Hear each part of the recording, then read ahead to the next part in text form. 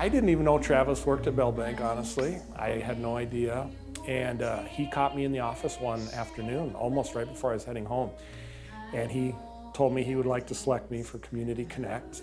And immediately I said, well, Travis, and I told him the story about Danville. I said, you know what, I would love to use that to bless the life of a single mom or someone. I just know there's something I'm supposed to do in Danville, Illinois, where my dad died. At that time, he said he was already talking to the pastor in Danville, and now that you're coming to me, this just lined up perfectly. My dad died when I was about 18 months old, and I just remember many times my mom saying, you know what, John, God's going to help us. God's going to fill in some of the cracks in your life that the loss of your dad has left. We're going to stay close to a church family, and so you're going to have positive role models in your life within the local church.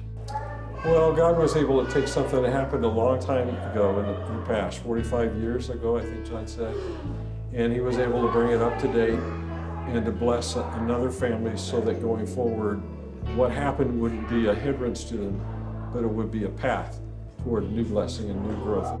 You know, my mom taught me there's two ways of looking at life. You can look at everything you don't have and see obstacles, or you can see the opportunities that you do have and take advantage of those.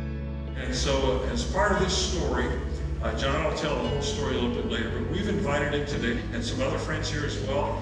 We're so glad that all of you are here today. Welcome. Good morning. I have no idea what an amazing blessing it is to be here with all of you this morning.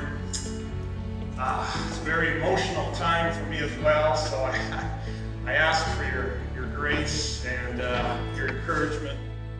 Amanda, would you just come forward? I have a check for $1,500 that I want to present to you. I want you to know, Amanda, I want you to know that there are people in Fargo, North Dakota that love you. I was going through the bills and I was going through everything that, how am I going to get groceries and how I'm going to be able to pay rent and do this and how we're going to survive the next couple months. And I just kind of let it all go. For many years, I wanted nothing to do with Danville, Illinois. For me, all it represented was that's where my dad died. Taking myself and my son out of an abusive situation was hard enough, and then obviously that leaves wounds. You know, it's a wound that I had run from for years. And so to have that opportunity to say thanks to the church, and then, you know, I just really believe that no wound, no pain, no train wreck is final unless we choose to make it final. If we open that pain, that wound up to God, I know He can do something great with it.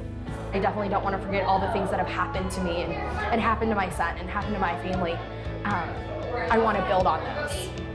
I do believe that's one of the ways that God uses to heal our wounds is by engaging us in the same situations to help others that faced what we once faced. There is now a church in Danville, Illinois, that they are forever family. And that didn't happen before July 5th.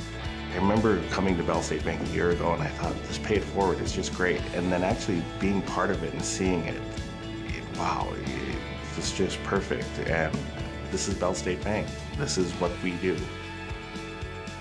I'm very thankful for Bell Bank, thankful for the opportunity that they've opened up. You know, it's interesting. It healed a part of my heart that I didn't even know was broken. It really meant a lot.